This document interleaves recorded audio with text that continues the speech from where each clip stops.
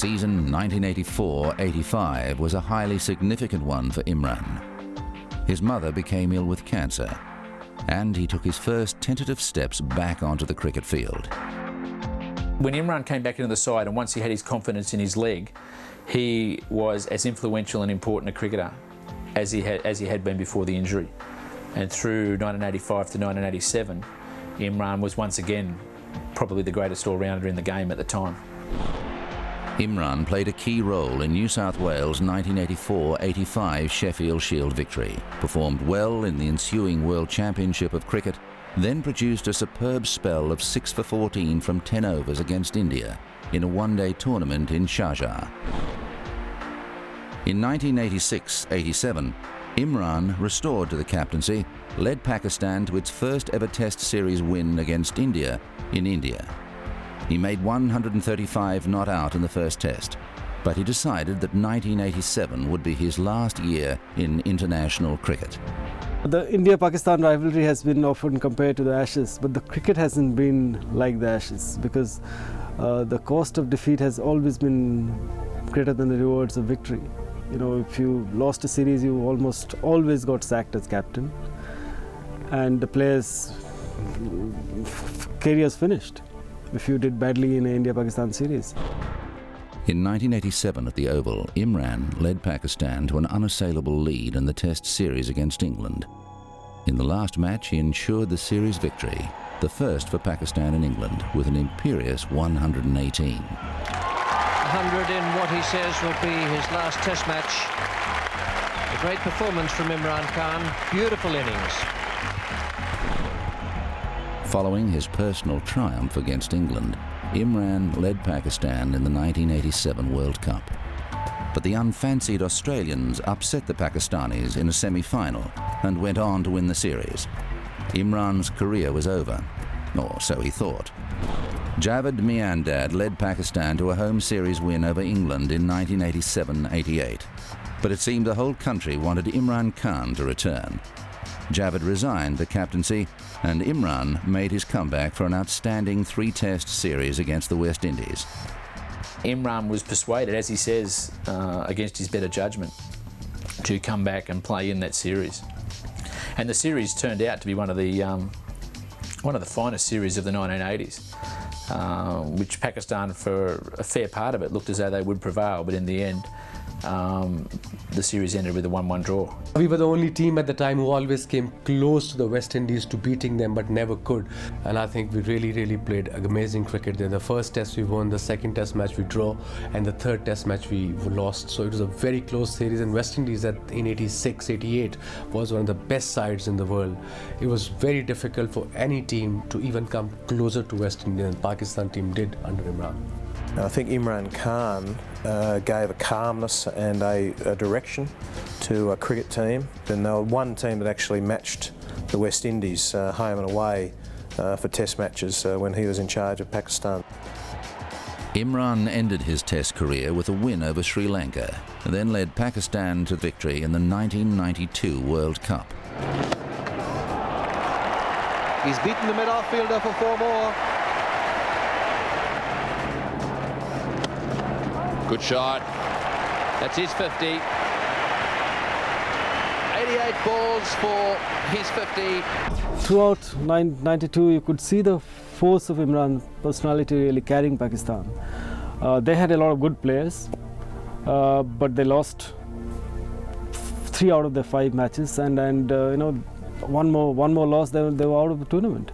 And I guess something snapped and something happened, and then the team turned around, and Imran started batting at number 3, scored runs there, and somehow he, got the best out of all his teammates. Imran Khan in particular was a very mentally strong man again, and a great leader. When Imran Khan took 10 others with him out onto the field, the 10 others that went out there with him, believed in the team that he was leading, and believed that Pakistan could achieve anything. That is the greatest thing about Imran Khan. Imran Khan has led his side to victory. What a great victory.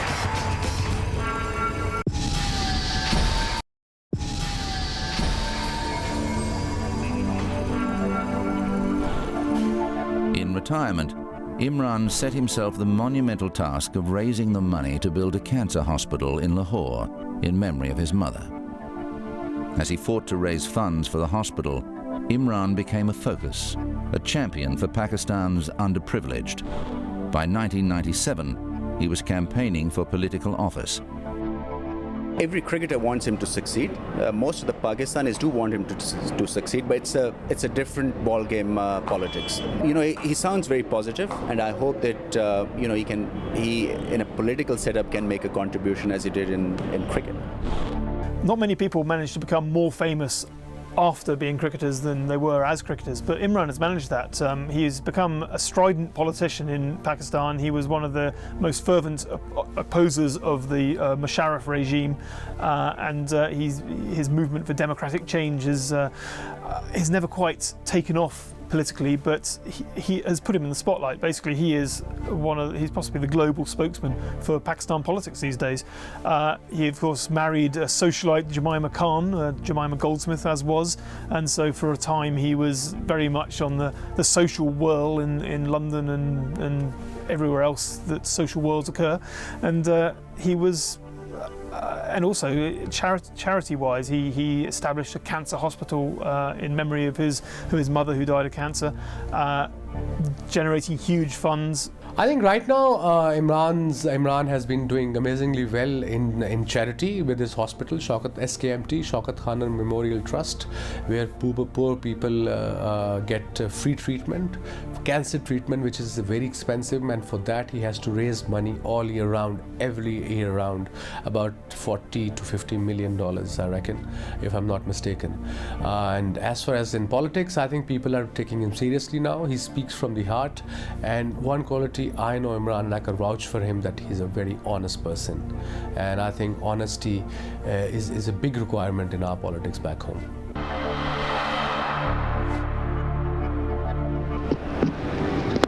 Whoopo, there it is, and it is 6. Just as Imran Khan fought his way to the pinnacle of cricket success, it would be premature to write him off as a future political force. For the present, though, he leaves behind the record of an astonishing all-round cricketer and a leader of rare quality. Imran was definitely happier being a leader. I mean, he knew his own mind and spoke it very articulately. And I mean, it's not impossible to imagine him becoming Prime Minister of Pakistan, which he seems to aspire to. So you know, he was a genuine leader. I think he had a tremendous effect on Pakistan cricket because he influenced so many of the younger bowlers coming through. I think they all looked up to him. They all respected him. It's actually a pity in a way that he's not more involved there, or hasn't been more involved from a cricketing point of view throughout time since he's retired. Clearly he's had other ambitions and he's got into a totally different field of life and walk of life. He was, I thought, quite outstanding for Pakistan cricket, and not all that's happened since he's gone has been of the same quality. Imran Khan played in 88 test matches. He made 3,807 runs at an average of 37.69. He made 6 centuries. He took 362 test match wickets at an average of 22.81. In 175 one-day internationals, he made 3,709 runs at 33.41 and took 182 wickets. You are rated Imran one of the finest all-round cricketers that I've ever seen, and he was a great captain, tremendous captain. And I mean, the players respected him. He held them together. He held the Pakistan team together. He's been a colossal figure off the pitch as well, which is, given how colossal he was on the pitch, is a remarkable achievement. I got to play Imran in my first series, and he was a great inspiration. Just by looking at him, the way he conducted himself, and so disciplined he was, it's a sign of a great sportsman. Imran found the right guys, gave them freedom, and told them that, you know, you just go and play, and I'm there to look after everything else. And people looked up to him. You know, I was speaking to Ramesh Raja a couple of months earlier, and he said he was describing Imran Khan as a leader, and he said that, you know, when he was in the dressing room, we were in awe of him. People called him a bit of a dictator, But it was kind of leadership that Pakistan needed at that point. And yeah, without him, Pakistan couldn't have won the World Cup. Pakistan wouldn't have been the team that they were for those 3 or 4 years. His bowling statistics place him amongst the finest of all time, and he could have secured a place in most Test teams as a specialist batsman. But it is his exceptional leadership qualities that elevates him beyond even the greatest of his peers. Imran Khan's all-round ability, force of character and integrity have earned him a place of honour amongst ESPN's legends of cricket.